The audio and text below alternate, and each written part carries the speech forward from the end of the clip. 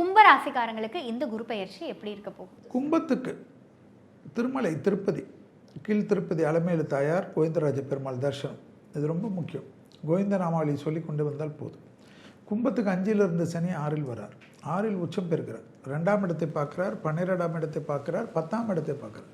10ஆம் இடம் என்பது ஜீவனஸ்தான். ஜீவனஸ்தானத்தை குரு பார்த்தாவே தொழில் கிடச்சிரும், உத்தியோகம் கிடச்சிரும், வியாபாரம் கிடச்சிரும். 72 வயதுக்கு மேல் இருக்கக்கூடிய கும்பராசிக்காரர்கள் அல்லது 60 வயதுக்கு மேல் இருக்கக்கூடிய கும்பராசிக்காரர்கள் தேக ஆரோக்கியத்தில், எதிரிகள் விஷயத்தில், சத்ருக்கள் விஷயத்தில், பகை விஷயத்தில், அடிவயிறு, கழிவுகள் போகிற இடம், முதுகுத்தண்டோடம், வழுக்கலான இடங்கள், படிக்கட்டுகள், வண்டியில் ஏறுகின்ற சமயத்தில், வாகனத்தில் தூங்குகின்ற சமயத்தில் பெல்ட் போடாமல் பண்ணுறது, ஹெல்மெட் போடாத பண்ணுறதெல்லாம் தொந்தரவு வரும். அது ஜென்மத்தில் ராகு, 7ல் கேது.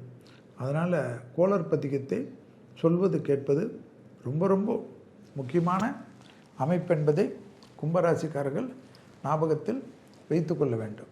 அவங்கள பகை வாங்குகிறேன், இவங்கள பகை வாங்குகிறேன், பழைய பகைகளை போய் நோண்டுறது, என்னை ஏமாற்றிட்டான்னு சொல்கிறது, அவனுக்கு இப்படின்றது, இதெல்லாம் பண்ண மாட்டிப்பாங்க. சபையில் எக்ஸ்போஸ் ஆவார்கள்.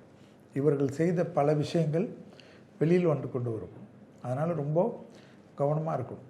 அதனால் சட்ட சிக்கல் வராமல் பார்த்துக்கணும். அடிவயிறு, கழிவு பாதை, முதுகு தண்டுவிடும், கழுத்து, இவங்களுக்கு எப்பவுமே கழுத்து வீக்கு.